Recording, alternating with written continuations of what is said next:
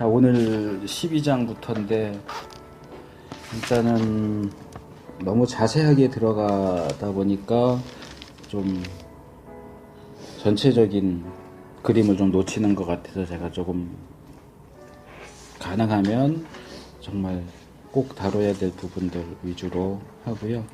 자, 일단은 12장부터 이제 소위 말하는 족장들의 역사로 들어갑니다. 11장까지는 이제 보통 신학에서 뭐 원시 역사 뭐 이렇게 하기도 하고 원역사 이렇게 부르기도 해요. 그러니까 11장까지는 물론 이 셋과 셈 이렇게 계통을 통해서 이 아브라함에까지 이르는 그 메시아의 가문에 대한 얘기들도 있지만 전반적으로 이제 전체 역사, 인류 전체 역사를 다루기 때문에 이제 그렇게 얘기를 하고요. 이제 12장부터는 이제 이스라엘의 조상이 되는 아브라함부터 그 정도는 다 아시죠? 아브라함, 이삭, 야곱. 그리고 이제 족장은 아니지만 마지막에 이제 요셉에 대한 이야기로 이렇게 연결되면서 이야기가 진행되고요. 지난번에 말씀드렸던 것처럼 우리가 이 모세오경을 읽을 때는 기본적으로 모세오경이 기록되는 자리가 출애굽기다. 우리가 읽는 순서를 창세기부터 읽지만 원래 기록된 자리는 출애굽기고 출애굽 상황 속에서 창세기는 말하자면 회고죠. 왜 우리가 이 애굽 땅에 와 있는가? 우리는 누구고 우리가 왜 여기서 지금 노예 생활을 하고 있고 왜 여기서 나가야 되는가? 라고 할 때 필요한 내용이 요셉에 대한 내용이죠. 요셉을 통해서 이스라엘이 애굽으로 내려가고 이제 요셉을 얘기하자니까 이제 그 위에 조상들 아브라함, 이삭, 야곱 얘기를 하는 거고 이제 아브라함은 그럼 또 왜 어디서 왜 왔느냐라고 하다 보니까 1장에서 11장의 그 천지 창조부터 아브라함이 오기 직전까지 얘기를 이제 다루죠. 그러니까 사실은 창세기 내용은 제대로 오경의 흐름 속에서 이해하려면 거꾸로 읽어가는 게 그러니까 요셉 그 다음에 야곱, 이삭, 아브라함 이렇게 이제 거꾸로 올라가는 게 사실은 올바른 방식인데 이게 그런 전체적인 이해를 가지고 읽으면 그렇게 읽는 것이 가능하지만 우리는 일단 창세기 1장 창조부터 이렇게 쭉 읽는 것이 또 역사적인 순서니까 그렇게 해서 우리가 11장까지 살펴봤고요. 이 족장들 이야기를 읽을 때는 우리가 좀 초점을 맞춰서 읽는 것이 필요합니다. 아브라함의 경우는 기억하실 게 뭐냐 하면 이름이에요. 하나님의 이름. 메모하실 거를 좀 드려도 좋을 것 같은데. 그래서 아브라함 이야기에서는 아브라함이 하나님의 이름을 계속 배워가는 한번 볼까요?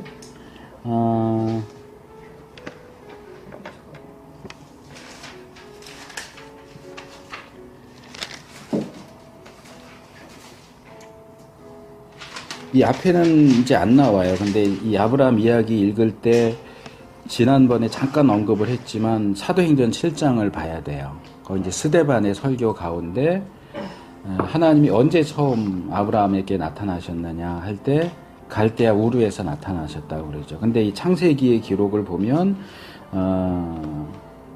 여기 12장에 이 하란에서 처음 나타나시는 걸로 나와요. 네.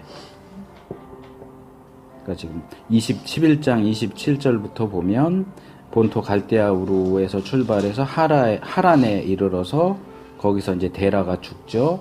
그리고 데라가 죽으니까 12장 1절로 넘어오면서 하나님께서 가나안 땅으로 가라. 그러니까 요 내용은 아브라함이 하란에 있을 때 하나님이 나타나시고 말씀하신 내용으로 이제 기록을 하고 있는 거고, 근데 아마도 이제 이렇게 문서를 통해서 전해 내려온 전통과 다른 어떤 구전 역사에 근거해서 스데반은 사도행전 7장에서 하나님이 처음 나타나신 것은 하란에서가 아니라 갈대아 우르에서였다라고 이야기를 하고요. 거기 이제 중요한 게 갈대아 우르에서 아브라함에게 나타나신 하나님을 이렇게 소개를 해요. 7장 2절에서 우리 조상 아브라함이 하란에 있기 전 메소포타미아, 이게 이제 갈대아 우르죠. 메소포타미아는 전체 지역을 얘기하는 거고, 말하자면 갈대아 우르가 부산이라면 메소포타미아는 뭐 경상도 이런 식의 이제 개념인 거예요. 메소포타미아에 있을 때 영광의 하나님이 그에게 보이셨다라고. 그래서 아브라함이 처음 접한 하나님의 이름은 아마도 영광의 하나님. 그러니까 영광의 하나님이 하나님의 이름이라기보다는, 그러니까 우리가 오해하는 것 중에 하나가 성경에 나오는 하나님이라고 하는 호칭이에요. 하나님이라고 할 때 보통 이제 구약에서는 엘로힘이라고 하는 단어를 씁니다. 엘로힘이나 엘이라는 단어를 쓰고요. 신약에서는 네오스라고 하는 단어를 씁니다. 헬라어로. 근데 이게 둘 다 우리는 이걸 이제 하나님이라고 번역을 하니까 이 하나님은 당연히 기독교의 하나님이다라고 생각을 해요.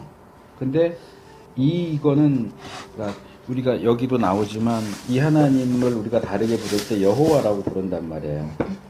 여호와라는 이름은 고유명사예요.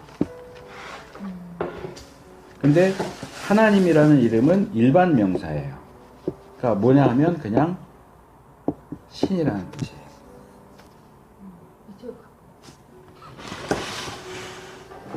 그러니까 엘로힘도 그렇고 데우스도 그렇고 그냥 신이에요. 그러니까 뭐 우리가 신으로 인정하진 않지만 뭐 예를 들어서 이슬람교에서 말하는 알라도 신이잖아요. 그렇죠? 부처도 신이고. 그럴 때 그냥 통상적인 의미에서의 신이에요. 데우스도 그러네요. 네, 데우스도 그냥 신이에요. 그러니까 헬라 사람들이 믿는 뭐 제우스라든지 그런 것도 그냥 신이에요. 일반적인 의미로 말해서 신. 이 신이 기독교의 하나님이냐 하는 건 별개의 문제예요. 그러니까 여호와만이 기독교, 유대교가 믿고 기독교가 믿는 그 하나님인 거고, 특정한 종류의 어떤 특정한 개인으로서의 신이고, 하나님은 어떤 신이 아니 그냥 포괄적인 의미에서 하나님, 그냥 신이에요. 근데 이제 이걸 신이라고 번역했으면 오해가 덜 됐을 텐데 이거를 웬일인지 하나님이라고 번역을 했어요. 그리고 이제 우리 한국 교회 안에서는 이게 이제 신인데 중국으로 이제 선교사들이 들어가면서 이것을 중국이 말하는 상제로 번역을 하죠. 옥황상제, 한문 상제로 번역을 하고, 이게 이제 우리나라로 오면서 옥황상제니까 이게 하나님 또는 하느님, 카톨릭에서는 하느님, 그러니까 하늘에다가 이제 존칭 님을 붙인 거고, 이거는 이제 하나이신 하나님 해서 거기 종칭을 붙였다고 하는데, 국어학자들은 이거는 불가능한 명칭이에요. 하나는 수사기 때문에 거기다 님을 붙일 수가 없대요. 근데 우리가 그냥 설명하기로는 이제 유일하신 하나이신 분이라고 하는 의미에서 이걸 하나님이다. 그래서 예전에 제가 어떤 분하고 막 이 부분 때문에 논쟁을 했었는데, 우리가 믿는 분이 하나님이냐 하느님이냐 이거 구분하는 거 굉장히 중요하다. 절대로 하느님 아니고 하나님이다. 저는 그렇게 생각하지 않아요. 왜요? 정말 중요한 문제고 이 둘 사이의 차이는 거의 없어요. 하나님이나 하느님이나? 우리나라는 선교사들이 들어오기 전에 성경이 번역됐습니다. 만주 쪽에서 하고 일본 쪽에서. 근데 처음 번역될 때는 하나님으로 번역을 했어요. 왜냐하면 이거를 이제 염두에 둔 거죠. 근데 이제 우리나라 지금은 없지만 옛날 국어에는 이게 있잖아요. 하나님. 이게 하느님하고 하나님하고 이게 별 차이가 안 나요. 그리고 구약의 포로기 이후로 가면 하늘의 하나님이라는 표현이 나오죠. 그러니까 하늘의 하나님인데 이게 하나님 하면은 혼동이 오고 신 하면 하늘의 신이에요. 하늘의 신. 하늘의 신이 하느님이죠. 그러니까 이 표현 자체는 뭘 쓰느냐 그렇게 중요하지 않아요. 그러니까 우리가 여호와라는 이름을 쓸 때도 뒤에 이렇게 붙이잖아요. 이제 아브라함 이야기에 나올 때는 여호와 이레도 나오죠. 여호와 이레, 여호와 니시, 여호와 로이, 여호와 라파. 근데 같은 여호와인데 이 여호와 하나님의 어떤 특징적인 부분을 여기 이제 뒤에 붙여서 얘기를 하는 거란 말이에요. 그것처럼 하늘의 하나님 그러면 하늘의 신이에요. 이 땅에 있는 게 아니고 하늘에 있는 신. 그런 이제 개념으로 사용을 할 때. 그래서 하나님이어서 여기서 이제 영광의 하나님 그러면 이게 어떤 고유명사라기보다는 영광스러운 신. 이 정도로 이해하는 것이 가장 좋습니다. 그러니까 이건 이름이라기보다는 어떤 그냥 묘사 정도로 이해하시면 되고요.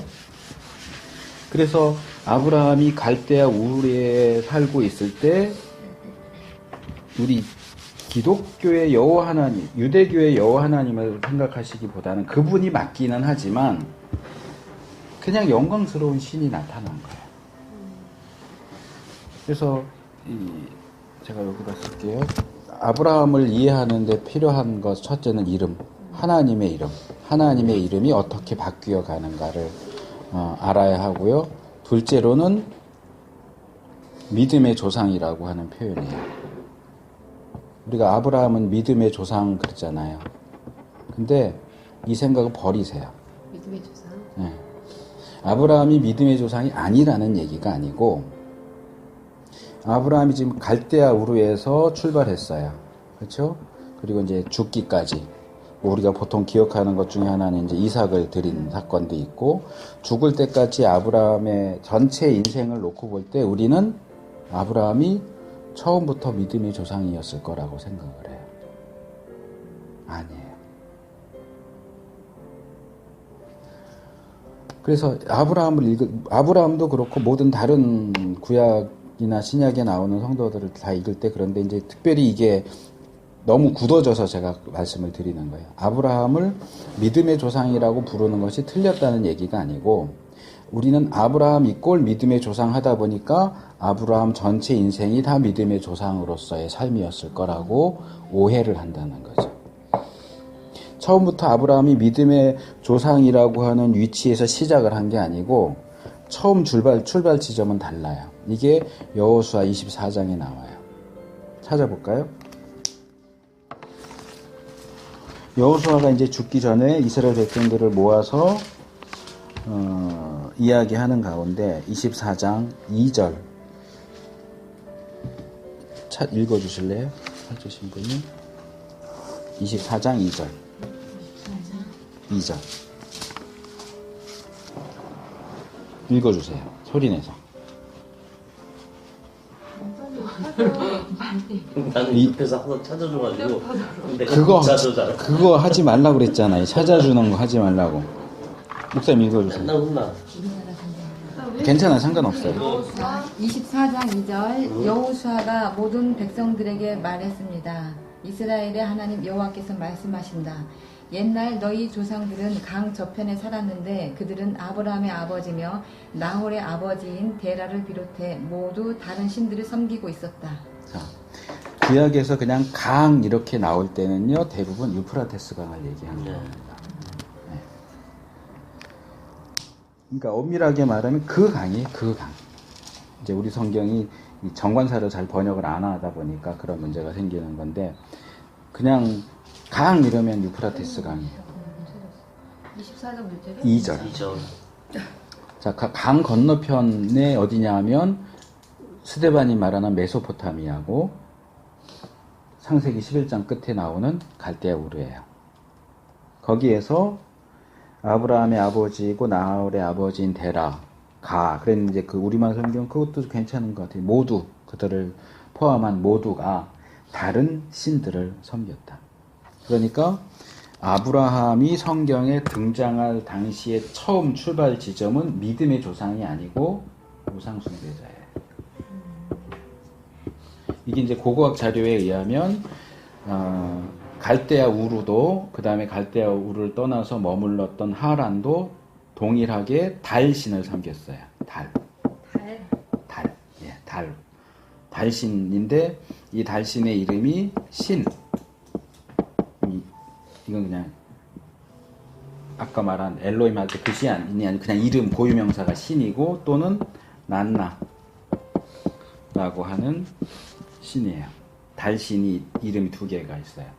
달신이 둘이었는지도 모르겠고 어쩌면 하나인데 이름이 여럿이었는지도 모르겠고 확실하진 않은데 둘 다 메소포타미아 문명권이고 두 도시가 다 달신을 섬겼어요. 그러니까 이제 우리가 추측할 때는 데라를 비롯한 데라 가족이 가지고 있던 초창기의 신앙은 종교는 달신 숭배였다. 아브라함이. 네. 그러니까 우상 숭배자인 아브라함이 갈대아 우리에 살고 있는데 여기에 누가 나타났다고요? 영광의 하나님이 나타나. 네. 영광스러운 신. 무슨 신인지는 몰라요. 뭐 꿈이든지 환상이든지 뭔가 번쩍번쩍하는, 그러니까 두렵고 무섭고 이랬겠죠. 이거는 나타나서 떠나 가 하는데 무시하면은 안 될 것 같고 그렇다고 듣기도 뭐하고 뭐 아직은 뭐 자기를 섬겨라 이런 건 없어요. 그냥 떠나래요. 그럼 이 상황에서 어떻게 했을까요? 아버지한테 얘기했겠죠. 내가 꿈을 꿨는데 또는 갑자기 이 번쩍번쩍하는 영광스러운 신이 나타나서 가나안 땅으로 가라고 그러는데 어떻게 해야 돼요? 그래서 이제 스데반은 갈대아 우리에서 하나님이 아브라함에게 나타나셨다라고 얘기하지만 창세기 본문으로 돌아와서 보면 이건 지난주에 제가 말씀드린 건데 갈대아 우를 떠나서 가나안 땅으로 가고자 한 그 이주의 주도권은 아브라함이 잡고 있는 게 아니고 데라가 잡고 있어요. 얘는 데라가 가부장이에요. 가장이에요. 아브라함도 결혼을 하긴 했지만 부모한테 얹혀서 사는 입장이에요. 그 신이 자기에게 나타났지만 자기가 결정할 수가 없어요. 그러니까 아까도 우리가 모임하기 전에 그 아버지 얘기를 좀 했었는데 제가 그 얘기 하려다가 말았지만 우리 시대, 우리 또래에는 아버지하고 관계가 좋은 사람이 거의 없어요. 왜냐면 우리 세대의 아버지 세대는 전적으로 가부장이고 자식한테 좋은 얘기 해주고 위로해주고 사랑한다고 얘기해주는 거는 바보짓이라고 생각하는 그 세대거든요. 그러니까 저도 뭐 어렸을 때 뭐 종종 뭐 TV나 이런 데 보면 아버지랑 공 던지기 놀이 저 그런 거 해본 기억 하나도 없어요. 해주신 적이 없어요. 그렇다고 저희 아버지가 저를 사랑하지 않으셨느냐? 그렇진 않겠죠. 근데 표현을 받아본 적이 없어요. 근데 이 시대는 지금으로부터도 거의 한 6,000년 정도 이전 시대에 그러면 그들의 가부장 제도가 얼마나 강력한 것이었겠느냐. 그래서 이 믿음의 조상을 강조하는 분들은 그래 여기 데라가 섬겼다고 그랬지 아브라함이 섬겼다고 돼 있지 않지 않느냐. 그러니까 데라는 달신을 섬겼지만 아브라함은 여호와 하나님을 섬겼을 거야 라고 주장하는 분들이 있는데 불가능해요. 아버지가 달신을 섬기는데 아들이 다른 신을 섬겨? 그러면 죽여요. 이 당시는 너무나 가부장적인 그런 게 강하기 때문에 아버지가 어떤 이유가 있어서 자식을 죽이면 그런 살인죄가 적용이 안 돼요. 자식은 아버지의 소유니까. 아내도 아버지의 소유니까. 남편의 소유니까. 그래서 10계명에 보면 간음하지 말라가 있잖아요. 근데 마지막 계명에는 뭐가 있어요? 내 이웃의 아내를 탐하지 말라. 아내를 탐하지 말라는 간음하지 말라고 같은 거 아니에요? 근데 왜 구태에 또 얘기가 나올까요? 그건 성적인 문제가 아니에요. 내 이웃의 재산을 탐하지 말라는 거예요. 아내나 집이나 종이나. 그러니까 아내는 남편의 소유예요. 재산이에요. 재산으로 표현하고. 재산을 이웃의 소유를 탐하지 말라의 첫 번째가 아내예요. 이건 간음에 대한 얘기가 아니에요. 그러니까 아내도 남편의 소유고, 그러니까 예수님 시대에 보면은 그 물어보잖아요. 누가 와서 아내를 버리는 것이 가능합니까? 무슨 일에 의해서든지. 그 당시 이제 예수님 당시에는 그 유대인 랍비 힐렐이라는 사람하고 가말리엘이라는 사람하고 이제 쌍두마차 같은 그런데 이제 이혼에 대해서는 한쪽은 굉장히 보수적인 입장이고 하나는 굉장히 자유적인 입장이에요. 보수적인 입장은 간음 외에는 이혼할 수 없다. 예수님이 그쪽하고 비슷해요. 그리고 자유주의인 쪽에서는 어떤 이유에서든지 이혼할 수 있다. 제가 전에 말씀드렸던 것 같은데 유대인 여자는 이혼의 권리가 없어요. 이혼해 이 말을 할 수가 없어요. 그냥 버림받는. 이혼해 할 수 있는 단 하나의 유일한 케이스가 뭐냐 하면 남편이 다른 종교를 믿을 때. 유대교 체계 안에 있을 때에는 아내에게는 이혼의 권리가 없어요. 남편에게만 있어요. 남편이 언제 아내와 이혼하자고 할 수 있느냐? 이제 그 당시에 실제로 이렇게 가르쳐지던 내용을 보면 아내가 음식을 잘 못한다. 이혼할 수 있어요. 이혼 사유로. 웃기는 것 같은데? 말을 많이 하면 안 되나요? 그것도 남편이 너 왜 이렇게 말을 많이 해? 이혼해. 그럼 이혼할 수 있어요. 이혼 증서만 써주면 돼요. 심지어 어디까지 있냐면 남편이 길을 가다가 자기 아내보다 예쁜 여자를 봤어. 그럼 이혼할 수 있어. 그 여자랑 결혼하기 위해서. 그러니까 그게 어디서 나오느냐면 가부장제도에서 나와요. 남편은 무소부재하고 전지전능한 존재. 아내는 그냥 남편의 소유일 뿐이야. 그러니까 아내에 대해서도 얼마든지 자기가 마음대로 할 수 있고 자식에 대해서도 마찬가지. 실제로 아브라함이 이삭을 죽이려고 했잖아요. 하나님의 명령에 의해서지만. 근데 아내하고 상의하는 내용 안 나오죠. 만약에 이제 죽지 않고 왔으니까 다행이긴 하지만 죽였다. 누가 문제 삼을? 아내가 문제 삼을 수도 있고 그 사례 때문에 주위 사람들이 너 이삭 데리고 갔는데 이삭 어디 갔냐 해서 문제를 삼을 수도 있을 것 같지만 실제로 죽였다고 할지라도 문제는 생기지 않아요. 왜? 자식은 아버지의 소유거든요.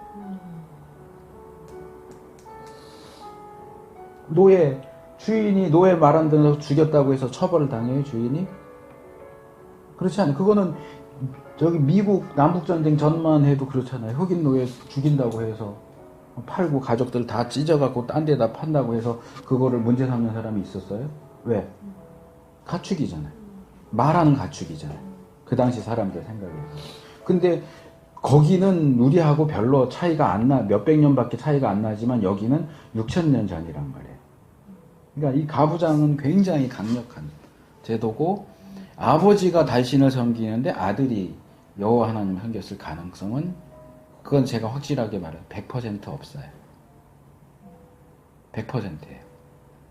말은 못해도 이렇게 마음을 가지고 있어요. 상상도 못할 것 같아요. 근데 아까도 나왔던 얘기지만은 그 어려서부터 이렇게 맞고 자란 사람들은 누가 자기를 때려도 반응을 못 한대잖아요. 이런 시대 속에서 자란 사람이 아버지가 달신을 섬기는데 내가 다른 신을 섬길 수 있을 거라는 생각은 생각조차가 할 수가 없어요. 제가 사극 같은 거 보면서 좀 이해가 안 되고 저건 말도 안 돼 하고 분통을 터뜨리는 것 중에 하나가 뭐냐 하면 충신이에요. 모함을 받아서 귀향을 갔어요. 근데 왕이 사약을 내려. 그러면 나 같으면 무슨 개 같은 왕이 있냐 이럴 텐데 절하잖아요. 만수무강하시옵소서 하고 약 먹고 죽는다고요. 그게 어떻게 가능해? 우리 시대에는 불가능해요. 근데 그 시대에는 가능해요. 나를 모함하고 나를 오해해서 죽으라고 약을 내려도 왕은 왕이니까 임금이니까. 그것도 사실 우리하고 몇 병이 차이밖에 안 나요. 사실은 그 시대도. 그래서 아브라함의 시작은 우상 숭배자다. 그리고 그가 그의 인생 여정을 거쳐가면서 이렇게 계단을 하나씩 올라가서 결국 우리가 알고 있는 믿음의 조상이 되는데 이 계단 하나 올라가는 게 말하자면 하나님을 배우는 거예요. 하나님을 새롭게 알아가요. 여기 첫 번째 계단이 뭐냐면 영광의 하나님을 만나는 거예요. 근데 창세기는 영광의 하나님이라는 말이 안 나오지만 일단 사도행전 7장에 의해서 영광의 하나님을 만났죠. 영광스러운 존재. 내가 무시할 수는 없는. 누군지는 잘 몰라. 아직 나한테 믿으라고 그러지도 않고.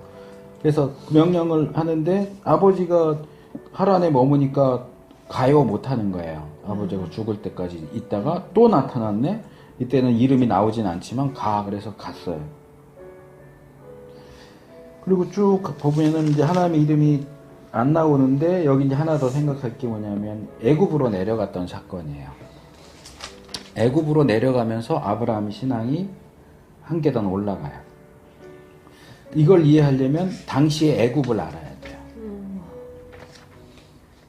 이 당시의 애굽은 왜요? 너무 골치 아프게 하지 마. 이게 받아들일 것만 받아들여. 아니, 내 무슨 마음인지 말씀은 알아들어. 계속 하시는데 왜 말 많이 한다고 이혼당해? 막 이게 뭔좀 이해가 아직 안 가는 내려. 이 당시 애굽은 그 세계의 최강대국이에요.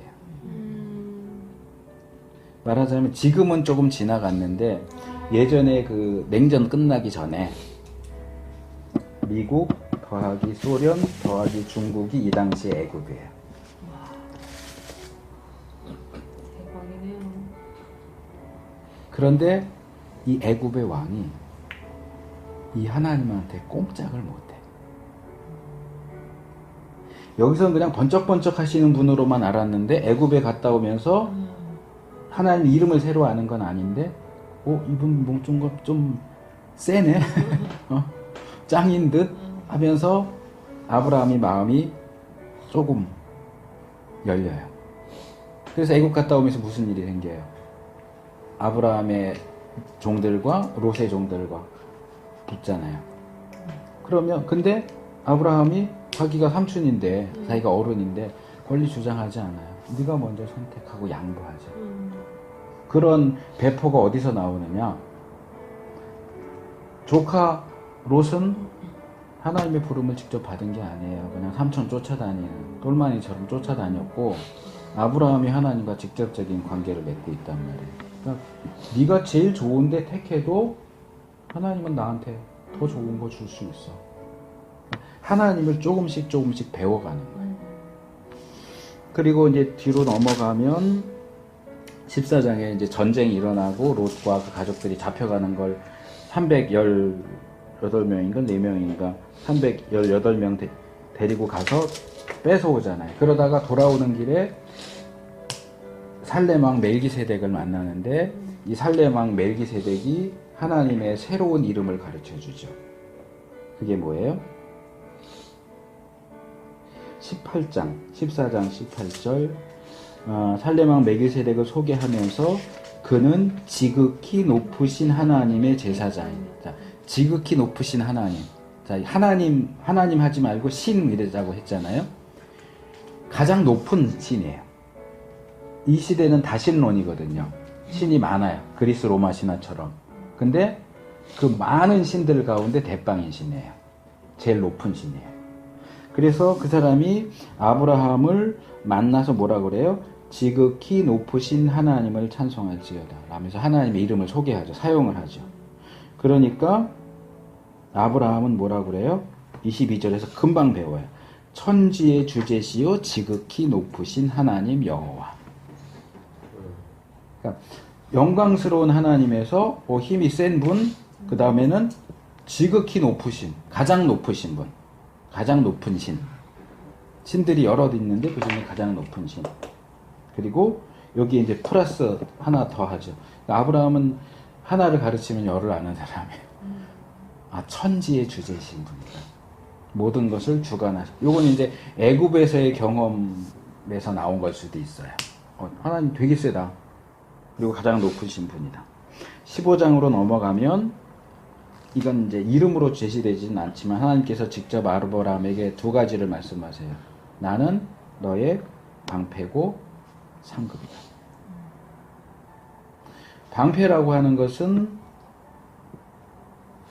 지금 어찌해서 아브라함이 그돌라오멜 연합군을 무찌르긴 했는데 얼마나 불안하겠어요. 여긴 한 나라고, 물론 도시국가예요. 지금처럼 큰 나라가 아니고 애굽만 강대국이고 다른 나라들은 다 도시국가예요.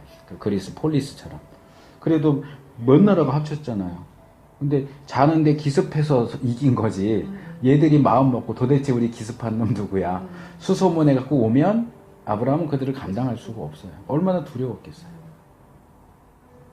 아마 아브라함이 집에 와갖고 자기 머리를 막 쥐어박으면서 내가 미쳤지. 내가 왜 그걸 롯만 살짝 빼오면 되는데 왜 그걸 공격을 해가지고 내가 왜 그랬을까. 근데 내가 너의 방패다는 얘기는 뭐예요? 내가 너 보호해준다. 내가 허락하지 않는 한 너를 해칠 수 있는 존재는 없다. 그리고 내가 너의 상급이다. 이건 소돔 왕이 사람만 돌려보내고 재물은 다 가져 그럴 때 안 갖는다. 신발끈 하나도 내가 안 갖는다. 왜? 나한테는 천지의 주제시고 지극히 높으신 하나님이 있어. 근데 너 사실은 이 전쟁에서 뺏어오면 뺏어온 사람 거예요. 전리품이에요. 소돔 왕이 구태여 주겠다 안 해도 그냥 자연스럽게 아브라함이 가질 수 있어요. 근데 자기에게 이미 권리가 없는데도 막 생색내면서 줄게 그런다고요. 자기가 찾아온 게 아니잖아요. 그러니까 이 시대는 우리 시대랑 달라요. 주먹이 법이에요. 사람도 원래 안 돌려보내도 돼요. 뺏긴 건 이 사람이 찾아왔잖아요. 그럼 찾아온 사람 거예요. 근데 소돔 왕은 마치 자기가 무슨 권리가 있는 것처럼 사람은 돌려보내, 물건은 줄게 그러는데 소돔 왕은 그럴 권리가 없어요. 망한 거잖아요. 그거를 자기가 뺏겼는데 아브라함이 찾아갔으면 그건 아브라함 거예요. 소돔 왕 거 아니에요. 그런데도 불구하고 지금 소돔 왕 하는 걸 보니까 그 재물을 가지면 이제 동네방네 다니면서 저거 아브라함 내가 재물 줘서 부자 됐다 이러고 다닐 것 같은 거예요. 근데 나는 소돔 왕이 아니라 하나님 때문에 부자가 되고 강하게 되기를 바란다는 거죠. 그래서 너한테 원래 내가 다 가져도 상관없지만 줘 라고 할 때 하나님이 거기에 관련해서 주신 게 그래 내가 너의 상급이다. 내가 너에게 주는 상이다. 이렇게 되면서 계속 이런 식으로 올라가요. 이제 그 뒤에 나오는 내용들은 뭐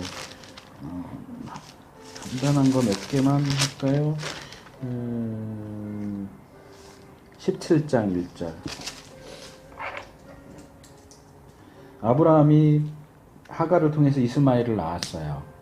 여기도 자세히 보셔야 돼요. 16장 끝에 하갈이 아브라함에게 이스마엘을 낳을 때 아브라함이 86세였다. 86세. 이게 17장, 16장, 16절. 끝나는 마지막 절이에요. 그리고 17장 1절에 보니까 하나님이 이제 아브라함에게 나타나시는데 몇 살 때 나타나요? 99세에 나타나요. 그러면 16절과 17장 1절은 한 절 차이인데 시간 경과가 어떻게 된 거예요? 13년 지났어요. 말하자면 이 13년 동안 하나님이 침묵하신 거예요. 아브라함에게 나타나시지 않아요. 왜요? 하갈을 통해서 이스마엘 나온 거 마음에 안 든다는 거예요. 그게 하나님 계획이 아닌데 네가 내 계획을 망쳤어 말하자면. 그래서 17장 1절에 나타나서 하나님이 뭐라 그러세요? 나는 뭐다? 나는 전능한 하나님. 내가 전능하다는 사실 너가 아직 안 믿는구나. 네 아내가 불임이라고 해도 나는 얼마든지 너와 내 아내 사이에 아이를 줄 수 있는 존재야. 그런데 너가 나를 못 믿어서 이런 식으로 일을 하는데 너 똑바로 못해? 나는 전능한 하나님이다. 너는 내 앞에서 행하여 완전하. 이게 이제 표현을 이렇게 점잖게 해서 그렇지 그냥 막 얘기하면 너 똑바로 못해. 하나님은 그냥 단순히 강한 분이 아니고 전능한 분, 모든 것이 가능한 분. 이게 지금 아브라함의 하나님에 대한 이해도가 계속해서 이게 좋은 일이 됐든 나쁜 일이 됐든 계속 진행되면서 배워가는 거예요. 배워간다는 얘기는 아브라함의 신앙이 점점점 성장하고 있다는 얘기예요. 그리고 뭐 최종적인 더 있긴 한데 최종적인 걸 말씀드리면 21장 33절 아브라함 브엘세바에 에셀 나무를 심고 거기서 영생하시는 하나님의 이름을 불렀다. 에셀 나무라고 하는 건 그냥 뭐 특별한 종류의 나무는 아니고 그 지역에 있는 나무인데 그 나무와 하나님이 영생하신다라는 것이 어떻게 관계가 있는지는 본문이 얘기를 해주지 않고 있기 때문에 알 수는 없어요. 21장 33절. 33절. 근데 어쨌든 여기는 얘기가 제대로 안 나오지만 어떤 계기에 의해서 아브라함은 하나님이 영생하시는 분이다 라는 사실을 깨달은 거예요.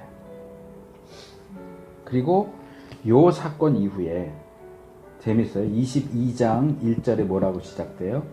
그 일 후에. 무슨 일이에요? 영원하신 하나님의 이름으로. 아브라함이 하나님을 영생하시는 분이라는 사실을 깨달은 후에 이삭을 바쳐라 라고 하는 명령이, 시험이 주어지죠. 그래서 히브리서에 보면 뭐라고 그래요?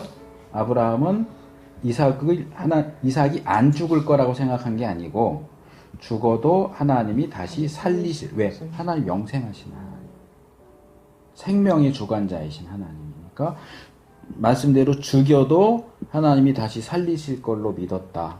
그러니까 이게 그냥 하는 말이 아니고 여기 영생하시는 하나님의 이름을 불렀다는 얘기는 아브라함이 하나님을 영생하시는 분, 생명의 주관자라고 하는 사실을 깨달았다는 거예요.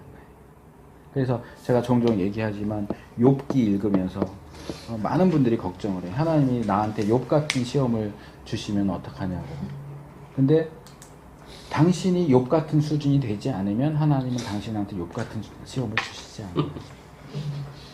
좀 욕같이 들리실지라도 욥 같은 수준이 돼야 욥 같은 시험이 오지. 욥의 친구들의 수준인 것 같아요. 욥 같은 수준이 안 된 사람한테는 욥 같은 시험을 주질 않아요. 아브라함도 마찬가지예요. 고린도전서 10장에 뭐 많이 알려진 구절인데 사람이 감당할 시험밖에는 그런 것이 없나요? 아브라함이 영생하시는 하나님에 대한 지식과 이해를 갖게 되니까 그와 관련된 시험이 와요. 이거 깨닫지 못했는데 이 시험이 오는 게 아니에요. 그러니까요. 네. 그 단계 가지고. 그래서 이 과정을 통해서 아브라함은 결국 믿음의 조상이 되죠. 믿음의 조상이다가 아니고 믿음의 조상이 된다예요. 시작은 우상 숭배자에서 시작해요. 근데 우리는 아브라함 인생 전체를 이걸로 봐야 되는데 이걸로 보는 거예요. 그렇지. 처음부터 끝까지 믿음의 조상일 거라고 생각해요. 이런 일이 있을 때도 믿음의 조상이니까, 이 사람은 원래 믿음의 조상이니까 당연히 하지. 나는 믿음의 조상이 아니니까 못하는 거. 그런데 성경을 자세히 살펴보면 아브라함 우리랑 다를 바가 없는 사람이에요. 우상숭배자예요. 우상숭배자에서 시작해서 믿음의 조상이 되죠. 그래서 뭐 사실 성경 이야기는 다 그런데 아브라함 이야기는 아브라함이 주인공이 아니에요. 하나님이 주인공이에요. 아브라함을, 우상숭배자인 아브라함을 믿음의 조상으로 만드신 하나님이 주인공이에요. 근데 우리는 자꾸 아브라함을 주인공으로 보려고 해요. 그리고 이제 여기 이것에 반해서 나는 믿음의 조상이 아니니까 의심해도 그럴 수도 있고 불신해도 그렇고 실수할 수도 있고, 아브라함이 이렇게 한 건 믿음의 조상이니까 얼마든지 그런 거고 나는 믿음의 조상이 아니니까 하면서 나의 믿음 없음을 합리화시키는 거예요. 아브라함이 그랬잖아 그러면 아브라함 믿음의 조상이니까 나는 믿음의 조상이 아닌데 내가 어떻게 아브라함처럼 하겠어라고 하는 거예요. 그래서 이 두 개는 아주 밀접한 관계가 있어요. 아브라함은 우상숭배자에서 믿음의 조상으로 발전되어가는 신앙의 성숙 과정을 거쳤다라고 하는 거고, 이 성숙 과정을 보는데 중요한 지표가 되는 게 뭐냐면 하나님의 이름이에요. 제가 이제 전체적으로 훑은 건데 여러분들이 본문들을 이제 이런 것들을 염두에 두시고 읽으시면 조금 더 얻으실 수 있는 교훈들이 많이 있을 거예요. 자, 이 정도로 일단 아브라함 제가 개관을 한 거예요. 전체적인 흐름 개관을 한 거예요. 일단 여기까지 한 것 중에서 뭐 이해가 안 되거나 질문. 좋아요, 저는. 이제 다시 12장으로 올 거예요. 갈 거예요. 그러지 마. 선생님 아브라함 알아서 그런 거 아니에요? 아니야. 이렇게 전체를 이렇게 짚어주시고 가면은 항상 좋은데, 앞부분은 저한테는 어려웠어요. 자, 이제 12장 이하의 내용을 이해하는데 이제 기준이 되는 중요한 게 있어요. 그게 12장 1절, 2절 말씀이에요. 아브라함에게 주시는 약속. 세 가지 또는 네 가지예요. 첫째, 큰 민족을 이룬다. 후손에 대한 약속, 자손에 대한 약속. 둘째, 이름을 창대케 한다라는, 이름을 창대케. 요건 이제 넣는 사람도 있고 빼는 사람도 있는데 특별히 이 바벨탑 사건에서 우리의 이름을 내고 하고 할 때는 중요한 부분이기 때문에 이제 이것까지 포함하면 4개. 그 다음에 복의 근원이 된다. 근데 여기에는 땅에 대한 내용은 없어요. 근데 이제 1절에 지시할 땅으로 가라 이렇게 하고 뒤로 가면 이제 땅을 주겠다는 약속이 나오죠.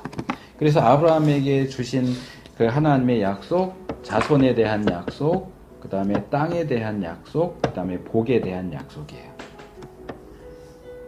이 복에 대한 약속은 결국 메시아에 대한 약속이죠. 메시아. 아브라함의 가문에서 메시아가 태어날 것이다. 과거에 셋, 셈 이렇게 내려온 그 가문이 이제 아브라함을 통해서 주어진. 사실 근데 이 메시아에 대한 약속은 자손에 대한 약속하고 연결돼요. 왜냐하면 그의 자손 중에서 메시아가 나올 거니까. 그래서 이 메시아의 약속이 따로 움직이는 게 아니고 후손, 자손에 대한 약속하고 같이 움직여요. 그래서 이 아브라함이 아내를 뺏기는 사건이 중요한 거예요.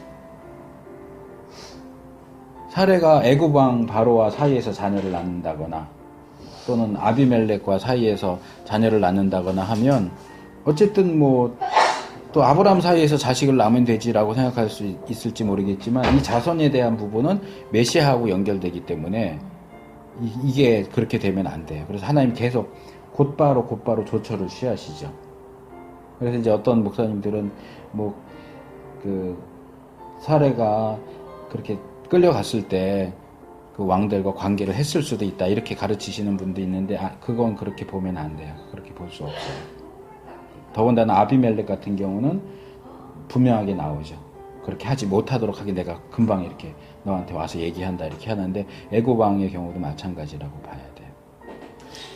그래서 자손에 대한 약속은 1차적으로 출애굽기 1장에 가면 성취가 돼요. 이제 계속 아브라함과 대화하시는 중에 하나님 말씀하신 게 바닷가의 모래처럼 이제 하늘의 별처럼 많이. 근데 이 많아졌다라고 하는 게 출애굽기 1장에 보면 나오죠. 생육이 중다하고 번성하여 애굽 왕이 염려할 정도로. 자손에 대한 약속은 일단 여기서 1차적으로라고 하는 것은 계속 또 성취되기 때문에 그러는 거예요. 근데 1차적으로는 출애굽기에 성취가 돼요. 땅에 대한 약속은 어디서 성취돼요? 이건 저기 뒤에 가서 여호수아 가야 성취돼요. 이것도 1차적으로. 하나님이 약속하신 가나안 땅을 이제 돌아가서 정복하고 소유를 하죠. 근데 이제 그 이후에도 계속 땅을 뺏기고 북이스라엘 멸망하고 남유다 멸망하고 또 쫓겨나잖아요. 땅이 문제가 되죠. 다시 돌아오는 얘기, 또 로마의 지배하에 들어가는 그런 전체적인. 그래서 이 자손에 대한 약속도 사실 신약까지 계속 내려오고 땅에 대한 약속도 신약까지 내려오고 메시아에 대한 약속도 계속 이제 아브라함 나오고 뒤에 가면 이제 다윗의 자손 이렇게 나오죠. 그리고 이제 신약이 오면 예수님. 그래서 이게 다 사실은 이 12장 이후의 모든 내용은 이 약속이 어떻게 성취되어 가는가, 어떻게 위협을 받는가, 어떻게 하나님이 그 약속 성취를 위해서 보호하시고 역사하시는가 하는 그런 문제예요. 그런 시각 속에서 이 전체적인 내용을 읽으시는 것이 필요합니다. 자, 이제 좀 몇 개만 찝을게요. 5절, 12장 5절. 자, 결국 하나님의 명령에 따라 아브라함이 75세일 때에 아내 사레와 조카 롯과 하란에서 모은 모든 소유와 얻은 사람들을 이끌고 가나안 땅으로 가려고 떠나서 마침내 가나안 땅에 들어갔더라. 마침내. 자, 이 마침내는 누가 써야 하는 마침내입니까? 아브라함이 마침내 들어왔어. 가나안 땅에 드디어 왔어. 아브라함이 써야 할 마침내입니까? 다른 누가 써야 될 마침내입니까? 이거 하나님이 써야 될 마침내예요. 얘기하려다가 틀릴까봐 얘기 안 해. 이놈의 자식, 내가 갈대아 우르에서부터 가라고 했는데 안 가고 하란에서 그렇게 미적미적 하다가 마침내 왔구나. 그래서 아브라함 이야기의 주인공은 아브라함이 아니라고요. 우리 이야기의 주인공도 사실 우리가 아니에요. 하나님이 역사하시고 하나님이 만들어 가야 돼요. 물론 그 안에서 우리가 적극적으로 협력하고 호응하느냐 아니면 미적거리고 일의 진척을 늦추느냐. 그러니까 여기 데라가 죽는 것도 의미가 있어요. 하나님이 왜 데라가 하란에 머물러 있을 때 또 나타나셔서 야 가나안으로 가라고 그랬는데 왜 여기 있어? 이러실 수 있잖아요. 근데 왜 데라가 죽을 때까지 침묵하실까요? 그리고 왜 데라가 죽으니까 아브라함에게 나타나실까요? 이것하고 아주 비슷한 사건이 있어요. 여호수아 1장입니다. 거기는 더 노골적이에요. 한번 찾아보실래요?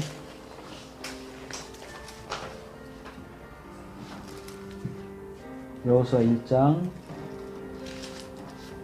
2절 읽어주세요. 찾으신 분이. 그래서 모세가 죽었으니 이제 너는 이 모든 백성으로 더불어 일어나 이 요단을 건너 내가 그들 곧 이스라엘 자손에게 주는 땅으로 가. 예, 하나님이 지금 여호수아에게 나타나셔서 가나안으로 가라. 이제 드디어 가나안으로 들어갈 것을 명령을 하세요. 근데 가나안 땅으로 들어가라고 하는 명령이 주어지는 가장 근원적인 근거가 뭐예요? 모세가 죽은 거예요. 모세가 죽었으니까 이제 가라. 그 얘기는 뒤집어서 말하면 모세가 살아있는 한 너희는 가나안 땅에 들어갈 수 없다는 얘기예요. 왜요? 누가 한번 설명해 보실래요? 왜 모세가 살아있는 한 이스라엘은 가나안 땅에 들어갈 수 없을까요? 그 40년 동안 그거 하셨던 게 말하자면 벌인가? 가데스 바네아에서 원래 출애굽해서 그 사건 아니에요? 모세가 올라가서 자 여기가 애굽이고요. 여기가 가나안이에요. 근데 이 위에가 이제 아수르 또는 시리아고 바벨론은 이쪽이고요. 여기는 사막이에요. 여기도 이제 광야고요. 여기 시내산이 이쯤에 있고. 그래서 여기는 길이 두 개밖에 없어요. 그러니까 우리나라하고 비슷해요. 아주. 중국에서 바다로 나가려면 우리나라 통해서 나가야 되죠. 일본이 대륙으로 진출하려면 우리나라를 통해. 그러니까 이 가나안 지역은 이 애굽 지역에서 이쪽이나 이쪽으로 가려면 이렇게 통과해서 가야 돼요. 지역적인 거군요. 네, 지형적으로. 제가 그냥 쑥 겉버렸는데, 그래서 이 길을 통과하는 길은 두 개밖에 없어요. 하나는 바닷길이에요. 이 해변가를 따라서 가는 길. 요게 좀 빨라요. 그리고 요렇게 이제 요단 계곡이 있는데, 이게 왕의 대로라고 부른, 여기는 이제 디아 마리스라고 해가지고 해변길이고요. 이거는 이제 킹스 하이웨이 그래요. 왕의 대로라고 해요. 이 두 개밖에 길이 없어요. 근데 고센 땅이 한 이쯤에 있기 때문에 이 길로 가면 일주일이면 가요. 가나안 땅에. 일주일이면 가고요. 이 길로 가도 10일이면 가는 길이에요. 7일에서 10일 정도면 충분히 갈 수 있는 길인데 이스라엘은 여기를 40년 걸려서 갔어요. 왜요? 처음부터 여기로 간 게 아니고 이쪽으로 가요. 시내산에서 2년을 머무릅니다. 그리고 출발해서 가데스 바네아라는 곳에 가서 정탐꾼을 보내죠. 근데 정탐꾼을 보냈는데 와서 뭐라 그래요? 성은 높고 그 사람들은 거인 같고 우리는 메뚜기 같고 못해. 12명을 보냈는데 그 중에 10명이 안 돼. 2명만 돼. 여호수아와 갈래. 그래서 하나님께서 이 가데스 바네아 사건 때문에 요 여호수아와 갈렙 두 사람을 제외하고는 가나안 땅에 들어갈 수가 없다. 하나님이 우리 괜히 여기서 잘 살고 있는데 불러서 여기 들어갈 수도 없는데 차라리 광야에서 죽었으면 나았을 텐데 해서 너희 입에서 말하는 그대로 너희 출애굽 1세대는 다 광야에서 죽어. 그래서 이 40년이라 정확히 말하면 38년이 여기 2년 포함해서니까 이 40년 기간은 뭐냐면 출애굽 1세대가 죽을 때까지 뺑뺑이를 돌린 거예요. 거리가 멀지 않은데도 불구하고. 근데 뺑뺑이 돌려서 38년 끝에 다 됐는데도 아직도 되게 많이 살아있네. 그러니까 민수기에 나오는 바알보올 사건이 그런 거예요. 여기서 아주 그냥 왕창 죽여요. 1세대로 왕차 2세대만 들어갈 수 있어요. 근데 이 과정에서 모세가 이 바위를 쳐라, 뭐 명예라라고 하는 그 부분에서 어겼기 때문에 모세는 개인적으로, 원래 모세도 이스라엘 회중에 속하기 때문에 출애굽 1세대잖아요. 그러니까 출애굽 1세대 할 때 장정 60만이라고 할 때 만 20세 이상이에요. 그러니까 20세 이하도 있었겠죠. 얘들은 2세대예요. 출애굽 2세대예요. 그러니까 출애굽 1세대는 다 죽고 출애굽 2세대만 들어간다. 출애굽 1세대 중에는 여호수아와 갈렙만 들어갈 수 있다. 그러니까 모세도 당연히 못 들어가는데 모세는 또 개인적인 사건 때문에 너 못 들어가 이렇게 한다고.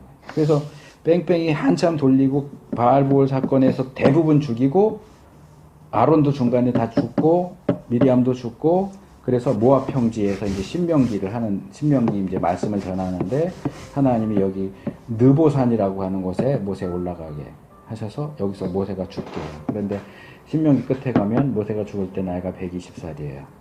그런데 눈도 흐리지 않았고 건강이 나쁘. 병들어서 죽은 것도 아니고 늙어서 죽은 것도 아니고 사고가 나서 죽은 것도 아니에요. 거기서 모세가 120살인데 눈도 쇠하지 않고 몸도 약해지지 않았다는 얘기는 모세가 죽어야 할 이유가 없다는 거예요. 그런데 하나님 모세를 데려가셨어요. 왜요? 그 말씀. 모세는 1세대거든요. 이제는 1세대가 다 죽었는데 마지막 한 사람이 남아있어. 그게 모세예요. 그렇다고 모세 여기다 놔두고 들어가요? 가나안으로? 그러니까 여기 머문 거예요. 모세가 죽을 때까지 머문 거예요. 본인이 잘못한 거라고 뭐 회개를 할 수도 있는데 회개가 안 되는 것도 있어요. 그렇다고 모세가 이제 구원을 못 받았다 이건 아닌데 하나님이 이 역사 과정을 통해서 모세 너는 약속된 그 가나안 땅을 눈으로 보기만 하고 산에서 이제 멀리 이렇게 보기만 하고 들어갈 수는 없다고 말씀을 하셨기 때문에 모세에게 허락을 안 하신 거예요. 구원은 받았겠죠. 근데 가나안 땅에 들어가는 것은 허락을 못 받았어요. 그래서 이제 이스라엘은 다 2세대로 다 교체가 됐고 여호수아와 갈렙은 허락을 받았으니까 들어가면 되는데 이제 문제가 골칫거리가 모세인 거죠. 지도자인데 출애굽 40년 기간을 인도해온 지도자인데 모세는 가나안 땅에 들어갈 수가 없어. 그리고 이제 영적으로도 모세는 율법의 수여자예요.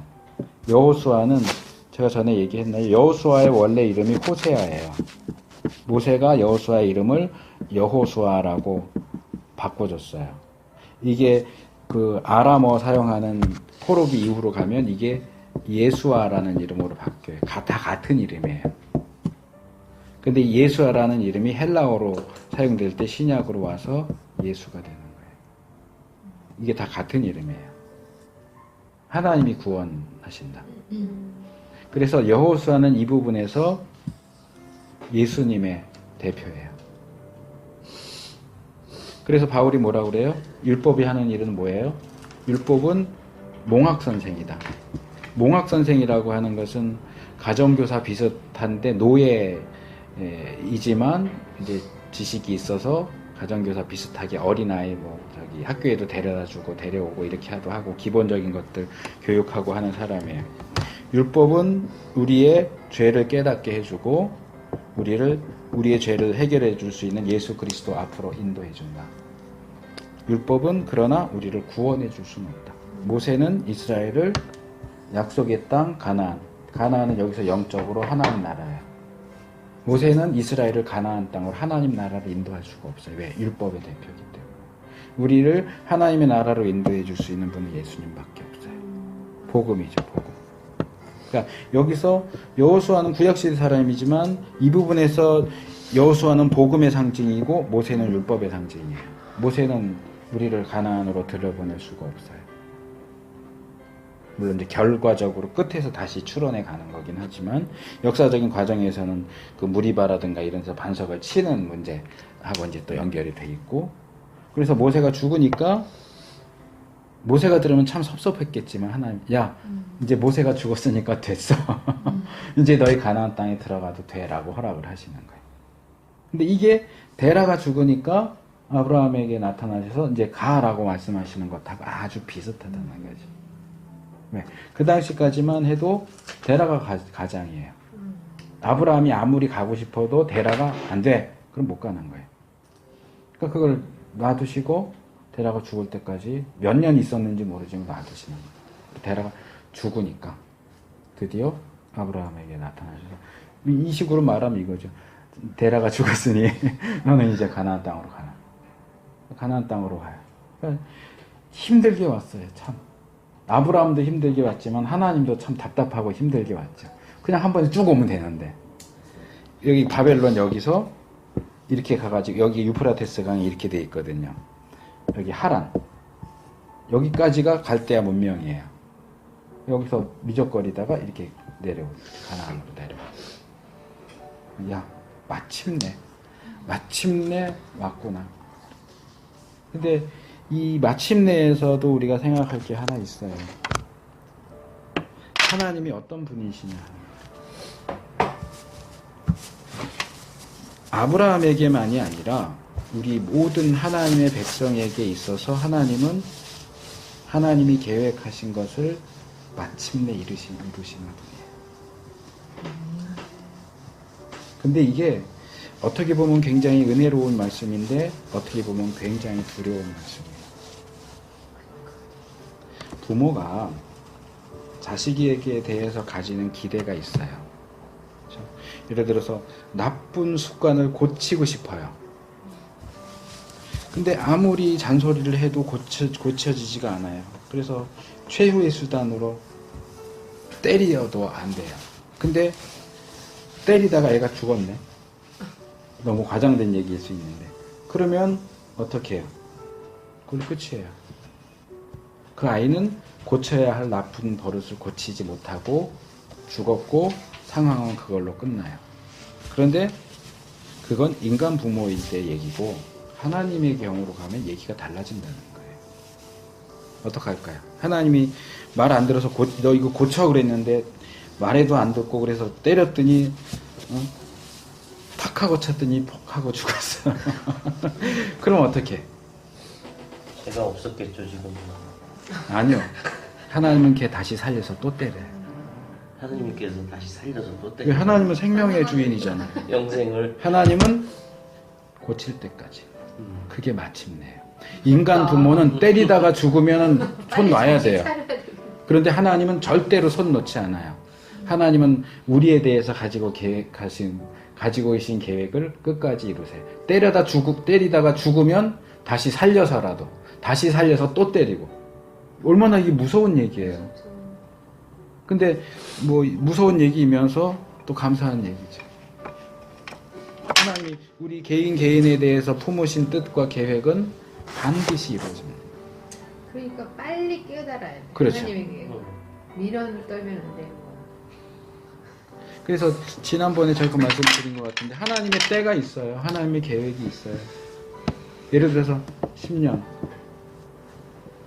얘를 이렇게 만드는데 10년 정도 하나님이 잡으시면 우리는 이 기간이 단축될 수 있을 거라고 생각해요. 뭐 9년, 8년 내가 열심히 순종하고 노력하면 좀 단축될 수 있을까? 아니요. 제가 보는 한도 내에서는 불가능해요. 대신 10년을 생각하셨는데 내가 네. 10년 안에 못 쫓아오는 거야. 네. 그러면 계속 기다리시잖아요. 네. 그 무지함으로 벗어나야 된다는 거죠. 그렇죠. 그러니까 10년이 20년이 될 수도 있고 30년이 될 수도 있어요. 그런데 어쨌든 결국 하나님의 계획은 꿈은 이루어진다. 하나님의 뜻은 이루어져요.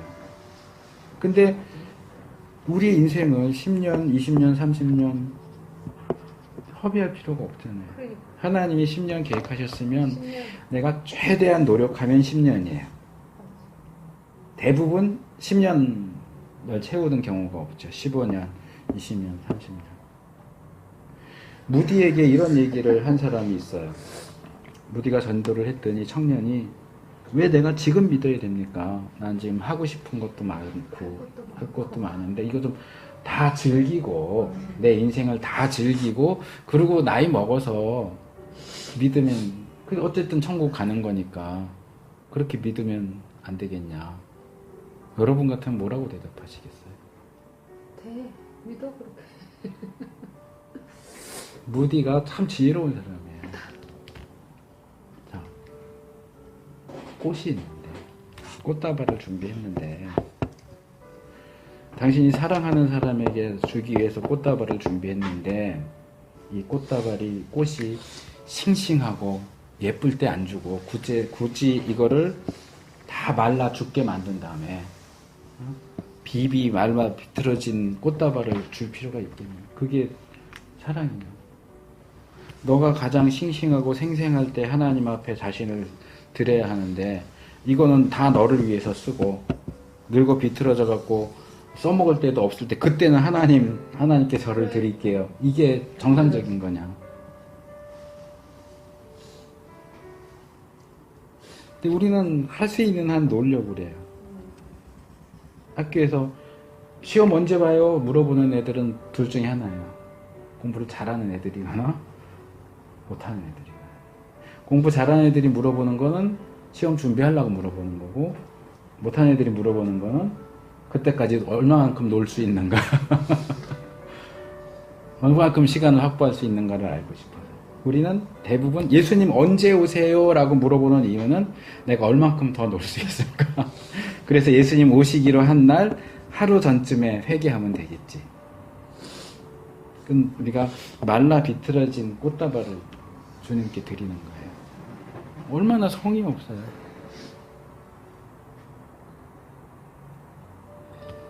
근데 이 부분에서 이제 결혼과 관련해서 그런 얘기들을 많이 해요. 하나님이 정해주셨는데, 이 A라는 사람이 하나님이 정해주셨는데 내가 이걸 모르고 놓쳤네. 그럼 어떻게 될까?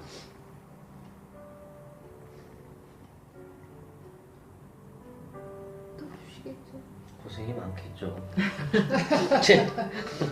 A를 놓치면 이 사람은 더 이상 결혼을 할 수 없는 것일까? 아니면 최선이 넘어갔으니까 차선으로 주시겠느냐, B를 주시겠느냐. B를 놓치면 C를 주시고, 이거 사실은 논쟁거리예요. 하나님 인도하심하고 관련해서. 우리가 최선을 놓쳤다고 할 때 그 다음에 우리의 삶은 어떻게 될까? 하나님이 나에게 목적 계획하신 게 10년인데 이 10년을 못했어. 근데 이렇게 보면 20년 걸릴 수도 있고 30년 걸릴 수도 있을 거예요. 근데 이 20년이 최선일 수 있느냐, 30년이 최선일 수 있느냐, 아마도 차선이지 않겠느냐. A의 본질을 봐서, 네. 본성을 봐서 네. 처음 놓친 기회보다 더 좋은 기회를 주시지 않을까요? 이제 그건 우리 희망사항이지 않을까. 하나님, 우리가 볼 때는 최선이 있고 차선이 있지만 하나님은 하나님의 뜻을 이루어 가실 거다. 실수도 쓰시지 않을까요? 실수도 쓰시죠. 범죄를 했어요. 회개했어요. 그러면 범죄가 없어지나요? 벽에 못을 박습니다. 자, 여기다가 못을 박았어요. 범죄했어요. 그리고 회개해서 못을 뺐어요. 그러면 이 색상이 원상태로 돌아갑니까? 자불이 있죠. 예. 저는 그 원리가 여기에도 통한다고 생각해요. 물론 하나님은 전지전능하시기 때문에 우리가 이 10년을 캐치하지 못할 것도 아시겠죠. 물론 다 하나님의 뜻 안에 있죠. 그러나 하나님이 그런 모든 것들을 고려했을 때, 그래 너는 요 10년째 만나는 이 사람이 제일 좋겠다. 근데 제일 좋겠다를 우리가 놓친다면 그 다음 좋겠다로 넘어간다고 저는 봐요. 제일 좋겠다라고 하신 것을 놓쳤는데도 그 다음에도 또 제일 좋은 거를 또 주신다. 이건 우리의 희망사항인 거고. 근데 목사님, 그 못자국에 예. 멋있는 디자인이 될 수도 있거든요. 그 못자국이 네, 그게 예, 상처가, 신앙생활 하는데 예, 도움이 되는 도움이 되는 유익함이 게 좀 구출 설명을 해주셨는데 멋있는 디자인이 될 수도 있고. 그래서 이제 성경에 특별히 신약의 예수님이 말씀하시는 비유를 얘기할 때 초점을 맞춰야 한다라고 얘기를 하는 거예요. 이제 여기서 말하자면 지금 말씀하시는 것은 비유를 알레고리로 해석하는 거예요. 네. 탕자 비유 예수님 말씀하셨어요. 탕자 비유의 초점이 뭐예요? 우리가 많이 놓치는 거예요. 탕자 비유에는 큰 아들이 나오고 작은 아들이 나와요. 근데 우리는 탕자 비유할 때 탕자는 작은 아들이라고 생각을 해요. 근데 예수님 말씀하시는 탕자는 큰 아들이에요. 탕자 비유를 말씀하시는 앞의 내용과 뒤의 내용이 있어요. 서기관들과 바리새인들이 예수님이 세리와 죄인들 친하게 지내는 거 보고 왜 예수님은 그러냐 하거든요. 세리와 죄인은 둘째 아들이에요. 예수님이 탕자 이야기를 하신 것은 예수님을 비난하는 서기관들과 바리새인들 때문인데 큰 아들이 서기관들과 바리새인들이에요. 그래서 이 이야기를 끝나니까 이 사람들이 예수님이 지금 우리를 욕하는 얘기를 하는구나. 탕자 이야기의 주인공은 큰 아들이에요. 근데 우리는 이쪽으로 가는 게 더 은혜로우니까 이쪽으로 맞춰요. 근데 뭐 그것도 썩 나쁘진 않아요. 그런데 뭐 예를 들어서 아들이 돌아오니까 아버지가 야 송아지를 잡아라. 이 송아지는 뭘까요? 그건 전혀 핀트가 어긋나는 얘기예요. 제가 지금 못 박은 얘기를 하는 것은 회개한다고 해서 범죄가 없어지는 건 아니다라고 했는데 못이 디자인이 될 수도 있습니다. 그러면 만약에 살인을 했어요. 그래서 회개했어요. 그럼 죽은 사람이 돌아오나요? 그럼 그 살인죄가 무슨 어떤 아름다운 게 될 수 있나요? 이러면 이제 핀트가 어긋나는 거예요. 물론 그렇게 끌어갈 수도 있어요. 또 그런 의도로 얘기를 했다면 그런 의도로 가면 되는데 그런 의도가 아닐 경우에는 일단 거기서 차단하는 게 필요해요. 그래서 물론 하나님은 우리 아버지이시고 좋은 분이신데 과연 우리가 하나님의 뜻을 어기고 우리가 하고 싶은 대로 했을 때에도 여전히 최상의 것이 우리에게 주어지겠느냐? 그건 아닌 것 같아요. 제가 보기에는 아닌 것 같아요. 물론 그런다면 감사한 일이긴 할 텐데 제가 볼 때는 그거는 아닌 것 같아요. 그리고 성경 전체의 원리가 그래요. 물론 그 가운데 하나님의 사랑이 흘러요. 이스라엘 전체 역사를 놓고. 하나님과 이스라엘이 언약을 맺었어요. 늘 이스라엘이 언약을 깨뜨리죠. 언약이 깨졌으면 관계가 끝나는 거예요. 근데 하나님이 계속 붙잡아요. 붙잡고. 그런다고 해서 하나님이 어차피 우리를 붙잡으실 거니까 우리는 얼마든지 언약 깨도 상관없어. 그러면 안 되는 거예요. 네. 성경 속의 인생 이야기인데요. 네. 사실 하나님을 만나기 전에, 무릎 꿇기 전에 네. 그 존재를 물을 때 네. 못을 박았단 말이에요. 네. 그리고 해결을 했어요. 하나님을 만나고 나서. 그러니까 이게 살인이 좋고 나쁜지를 모르고 살인을 하고 살인자가 할 말이 있다고 그때는 그 당시에는 할 말이 있었던 거죠. 근데 나중에 보니까 이건 죄였구나. 이게 죄였구나. 제가 목사님한테 말씀드렸다시피 성경책을 조금 더 일찍 알았으면 하나님이 정해주신 10년이 10년 안에 내가 끝났을 텐데 끝이란 건 없지만 하여튼 그 안에 어떤 하나님의 뜻을 알았을 텐데 그게 저한테 20년, 30년, 50년 넘게까지 왔단 말이죠. 그게 너무 안타까웠다고 했거든요. 회개를 했단 말이죠. 근데 하나님을 믿는 사람이든 안 믿는 사람이든 죄는 짓잖아요. 살인죄도 있을 거고 간음죄도 있을 거고 상상으로 많은 죄들이 있잖아요. 그게 지금 이 못 박는 부분에 있어서 그렇게 말씀을 드린 거죠. 그러니까 하나님을 믿고 있으면서 믿고 있으면서 살인을 했으면 그 상처나 그 죄는 이 본질하고 틀린 거죠, 사실은. 근데 믿고서 했다고 해도 문제가 크게 달라진다고 생각하진 않아요. 믿기 전이나 후나 어차피 우리는 연약한 존재고 그렇기 때문에 지난번에 그 말씀 제가 드린 적이 있었는데 죄를 짓는 자리에도 하나님을 모시고 가라. 우리가 예수 믿었다고 해서 죄 안 짓는 거 아니거든요. 안 지은 척하고 또는 숨어서 하면서 하나님이 모르시겠지. 하나님 모르시지 않아요. 그래서 믿기 전과 후는 어떤 책임이나 이런 부분의 차이는 있겠지만 저는 크게 차이 나지는 않는다고 생각이 들고요. 지금 감독님 얘기하신 부분은 저도 동의를 해요. 그러니까 제가 얘기한 그것과 연결시키지 말고 띄어서 얘기할 때 그것이 내가 나 자신을 돌아보게 하고 내가 전에는 이랬어. 그런 예화가 있어요. 어떤 사람이 고아원에 가서 아이를 하나 입양을 했어요. 근데 이 아이가 보니까 반항도 잘 안 하고 착실하게 잘 자랐어요. 그래서 다른 사람이 찾아가서 어떻게 아이를 양육을 했길래 이 아이가 이렇게 고아원에서 온 아이인데도 이렇게 잘 자랐느냐 그랬더니 그 사람이 그렇게 얘기를 해요. 보자기에 쌓인 물건을 이렇게 가지고 가서 그걸 풀어서 보여주면서 나는 아이가 내 말을 듣지 않고 말썽을 일으킬 때마다 이걸 보여줍니다. 뭔가 봤더니 아이가 처음 왔을 때 입었던 옷, 신발을 버리지 않고 싸웁니다. 무섭다. 근데 사실 부모가 그렇게 안 보여도요. 그 아이가 어렸을 때 입양을 하게 되면 그 아이의 잠재 속에는 새 부모한테 잘해야 된다는 생각을 갖고 있더라고요. 그러니까 또 이제 지금 다른 데로 또 가는 거야. 난또 세상 속으로 가는 그 얘기를 지금 세상 속으로 가는 거야. 이제 제가 본 예화는 이제 거기서 끝인데 그래서 아니 괜찮아요. 너무 끝이지. 근데 그래서 부모가 또는 우리가 관계 속에서 그런 것 보따리를 끌어안고 있으면 안 된다.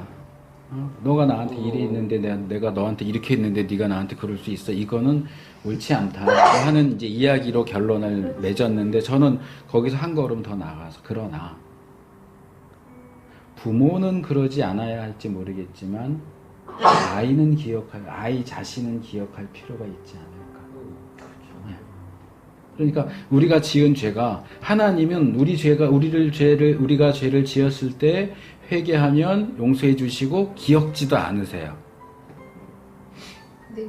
그런데 우리는 우리 몸에 흔적이 있는 거고 그걸 볼 때마다 내가 어떤 존재였는지 내가 얼마나 나빴는지 하나님이 얼마나 좋으신 분인지를 깨닫게 하는 하나의 도구로서 사용할 수 있어야 한다는 거죠. 그러니까 만났을 때 그게 쭉 가지 않으니까 계속적인 떠올려요. 공부를 해야 돼. 그런 면에서 이제 뭐 우리가 보통 교회 안에서 첫사랑을 회복하라면 이런 표현도 많이 쓰는데 근데 뭐 첫사랑 부부시면 아시지만 첫사랑 갖고 부부 생활 힘들어요. 아무리 첫사랑으로 회복하려고 그래도. 한 사람만 해도 돼요. 그러니까 한 사람만 첫사랑을 생각하고 있어도 돼. 아니야 한 사람한테 지금 말씀하신 첫사랑 자, 여기서 처음 출발을 만날 때 얘기가 안 되시나 봐. 설렘과 두려움으로는 그 감정은 짧지 그 위에는 서로의 그 노력과 여기가 출발점이고 여기가 결승점이에요. 근데 가다가 길을 잃어버렸네. 이럴 때 가장 좋은 방법은 출발점으로 돌아가는 거예요. 근데 우리 돌아가기 이 사람은 싫어하지. 평생을 자꾸 돌아가. 이만큼 가서도 이렇게 돌아가. 이건 아니라는 거죠. 이건 괜찮아요. 언제까지 우리가 우리 인생 종착점 다감에 도착할 시간은 가까워지는데 맨날 여기 처음 시작했던 출발점으로 어느 위치에 있든지 계속 첫사랑만 얘기를 할 거냐는 거죠. 사랑은 젊은 사람들한테는 감정이에요. 그런데 나이 든 사람한테는 부부에게는 사랑은 의지예요. 젊었을 때는 감정적으로 좋아요. 그냥 확 타오르는데 이거는 한 3년 정도밖에 안 가요. 결혼해서 살다 보면 내가 이 사람을 사랑하기로 했기 때문에 내 의지를 동원해서 사랑하는 거예요. 단순히 내가 이 사람을 처음 사랑했을 때 감정을 일깨운다고 해서 그 사랑이 새로 생겨나는 게 아니고 그것이 생겨나도 약효가 떨어지겠지. 지속성이 떨어지죠. 계속. 아니 결혼해서 산 지가 30년 지났는데 어떻게 첫사랑에 의지해서 사랑을 해요. 그건 불가능해요. 의지적인 노력으로 사랑하는 거예요. 이때는 이 사람이 어떤지도 잘 모르는데 그냥 뭐 생긴 거 보고 좋아하고 뭐 성격 보고 좋아하는 근데 같이 살면 그 성격이 아니잖아요. 근데 내가 사랑하기로 했기 때문에 감정적으로 좋아서 사랑하는 게 아니고 내 의지를 사용해서 사랑하는 거예요. 근데 그 지금 말하는 첫사랑의 포인트도 좀 틀린 게 네. 그게 그 감정적으로 얘기하라는 것이 아니라 내가 하나님과 만났을 그 뜨거운 순간 그 은혜로 말미암아 내가 얻어지고 깨우쳐지고 그렇게 섰던 그 순간을 생각해야 된다는 거죠. 네. 맨날 늘 잊고 사니까 축복받았을 때만 그냥 감사합니다 이랬지만 생활 속에 세상 속에 묻혀 사니까 잊고 있잖아요. 주일 예배 가서 예배하고 그냥 어떤 형식적인 그런 것이 아니라 돌아보고 해야 된다는 거죠. 가다가 계속 뒤로 그래서 돌아가는 얘기가 이 아니라. 부분을 우리가 그것도 기억하는 건 의지고 중요해요. 노력이에요. 기억하는 거. 그 성경에서 우리 신앙생활에 있어서 기억은 굉장히 중요해요. 그런데 돌아가는 건 웬만큼만 하자는 거지. 맨날 돌아가자 자꾸 그러지. 돌아가려고 그래 옛날. 그러니까 요 언저리에서는 돌아가는 게 빨라요. 효율적이에요. 근데 예수 믿고 20년, 30년이 지났는데 이만큼 왔는데 중간을 넘어섰는데도 자꾸 돌아가자 그러면 언제 가냐고. 여기 가야 되는데. 목사님, 이게 만나고 나서 첫 만남하고 계속 첫 만남만 있으면 모르겠는데 나와 함께 동행하면서 계속 만나잖아요. 아브라함. 그렇죠. 첫 만남이 그러니까 아니라 그 중간중간에 하나님이 디딤돌을 달라져. 만들어 놓고 사랑이 이렇게 하나님- 갔다 오고 이렇게 갔다 오고 이렇게 갔다 오고 해야 맞아요. 되는데 네, 자꾸 맞아요. 여기로만 네, 가겠다 그 그러니까 얘기인 문제지. 거죠. 맞아, 맞아. 그 네. 얘기는 문제인 거죠. 저도 여기까지는 안 가요, 목사님. 하지 마세요. 알았어요. 가야 할 때도 있어요. 가야 할 때도 있고 기억하는 건 충분히 하는데 자, 틀렸어. 다시 처음부터 다시. 근데 우리 인생이 그렇게 처음부터 다시 해도 시간이 충분할 만큼 많지가 않아요. 우리가 살면서 되돌리고 싶은 순간이 얼마나 많아요. 아브라함 보세요. 중간에 아브라함이 잘만 가는 거 아니잖아요.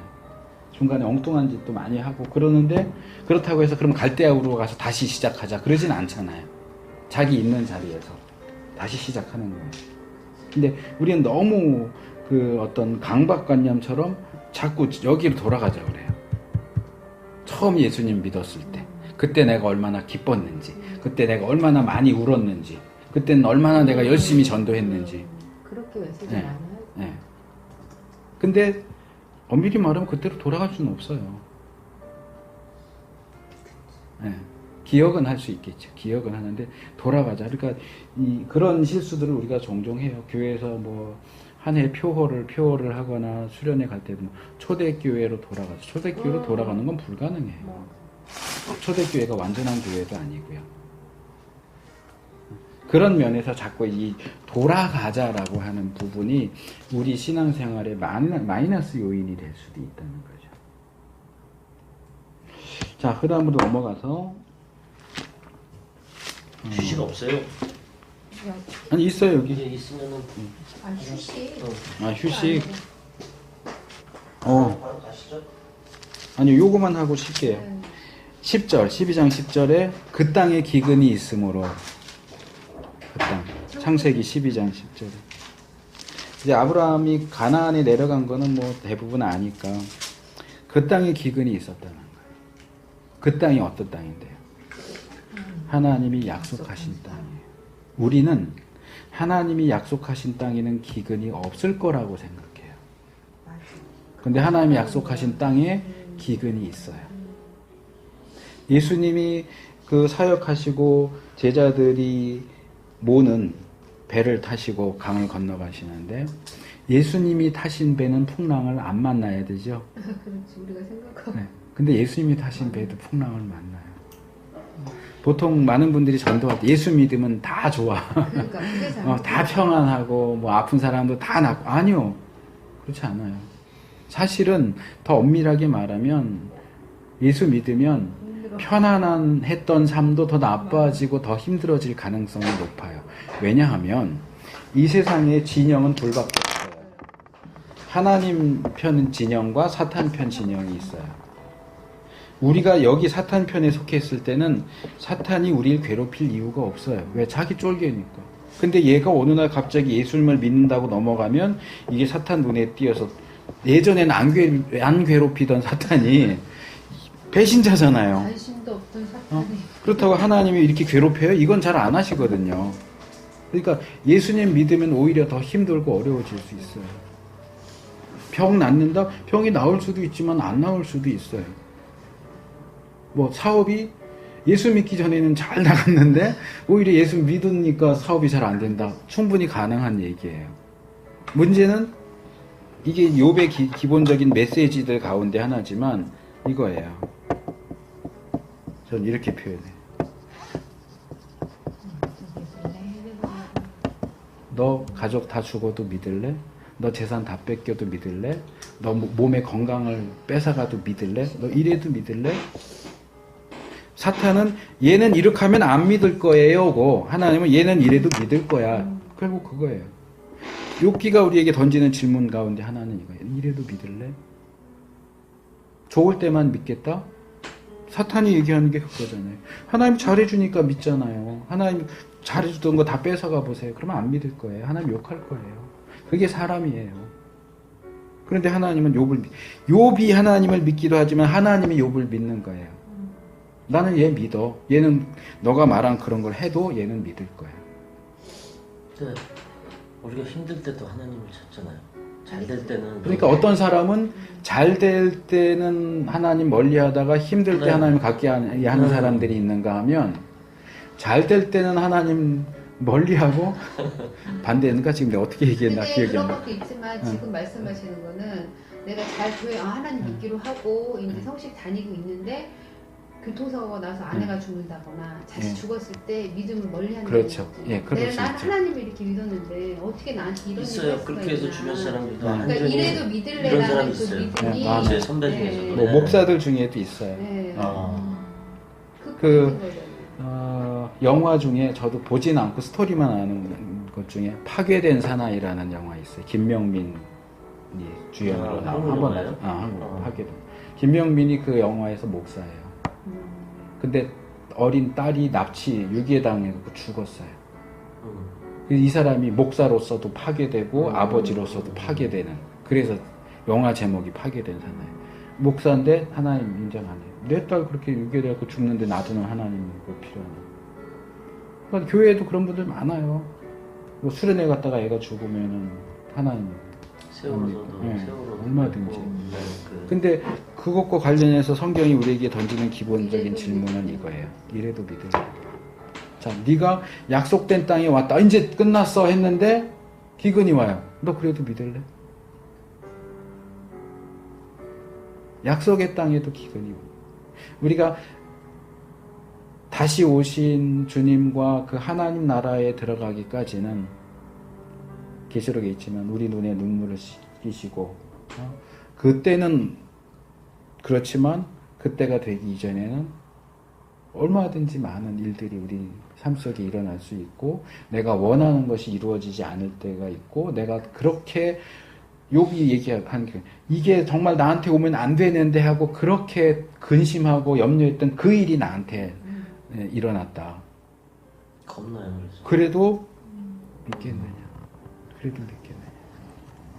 근데 지금 안 되면 믿는 경우는 되게 해달라고 비는 믿는 거지. 그러니까 우리의 믿음이 맞아요.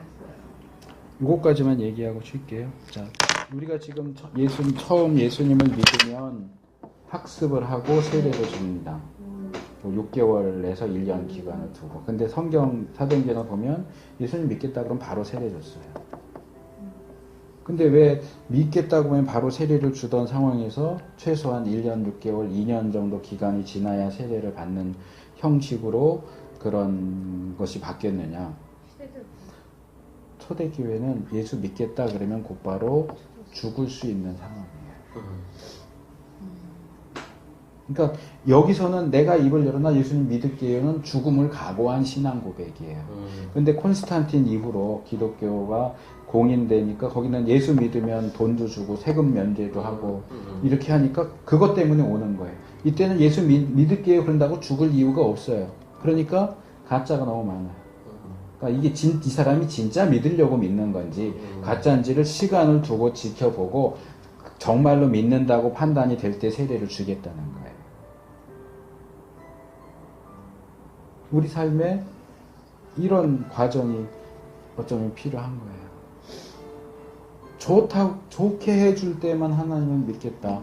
나는 내가 약속 땅에 왔으면 기근이 없어야지. 기근이 있는데 어떻게 그런 하나님을 믿어? 아니, 성경은 그런 하나님을 믿으라는 거예요. 아직 이 아브라함이 믿음의 조상이 되지 않았는데 아직 우상 숭배자의 그게 아직도 남아있는 그 상황에서 하나님은 그에게 기근을 보내세요. 우리 같으면 조금 더 지난 다음에 보내지 왜 처음부터 이렇게 힘들게 할까 그러지만 하나님은 그런 부분에 있어서 하나님의 방식이 있으신 거예요. 지금 제가 그냥 화두로 툭 던지는 거니까 기억하고 계시면서 좀 때때로 묵상을 좀 해보실 필요가 있는 주제예요. 잠깐 쉬겠습니다.